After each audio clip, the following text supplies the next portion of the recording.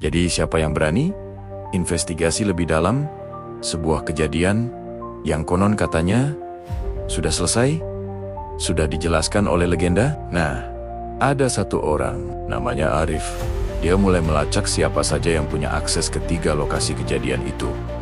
Di rentang tahan-tahan terjadinya. Setelah berbulan-bulan riset, dia ngobrol sama banyak mantan polisi, baca ratusan halaman arsip, bahkan sampai terbang ke Belanda untuk memeriksa dokumen kolonial. Akhirnya, Arif menemukan satu nama yang sama yang muncul di ketiga kasus itu.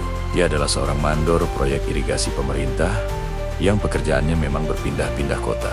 Sayangnya, orang ini sudah meninggal dunia di tahun 2005. Jadi, tidak ada proses hukum yang bisa berjalan lagi. Tapi, untuk pertama kalinya dalam 40 tahun, keluarga Sukarman, salah satu keluarga korban, akhirnya punya jawaban yang mereka cari. Dan urban legend tentang si penjaga sumur tua akhirnya bisa dikuburkan selamanya. Nah, di sini aku mau jeda sebentar. Karena yang bikin kasus ini luar biasa bukan cuma soal siapa pelakunya. Yang bikin aku benar-benar tertegun adalah betapa cerdasnya mekanisme yang dipakai untuk menyembunyikan kejahatan ini selama puluhan tahun. Urban legend ternyata bukan cuma cerita seram pengantar tidur.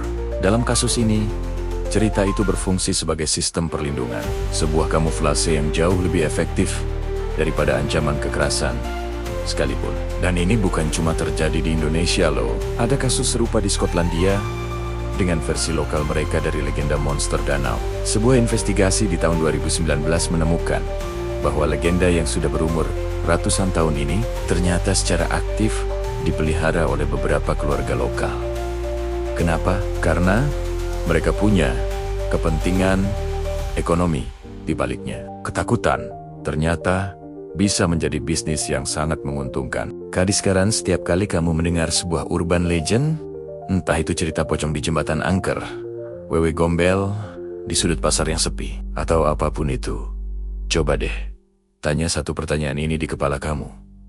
Siapa yang diuntungkan kalau orang-orang merasa takut di sana? Karena terkadang yang paling menyeramkan dari sebuah cerita hantu bukanlah makhluknya, tapi orang yang menciptakan cerita itu sendiri dan apa yang mereka sembunyikan di baliknya. Dan Arif, dia masih terus melakukan investigasi sampai sekarang. Dia bilang masih ada 4 kasus lagi yang belum terpecahkan, dan semuanya punya pola yang sangat mirip, dan semua punya pola yang sama.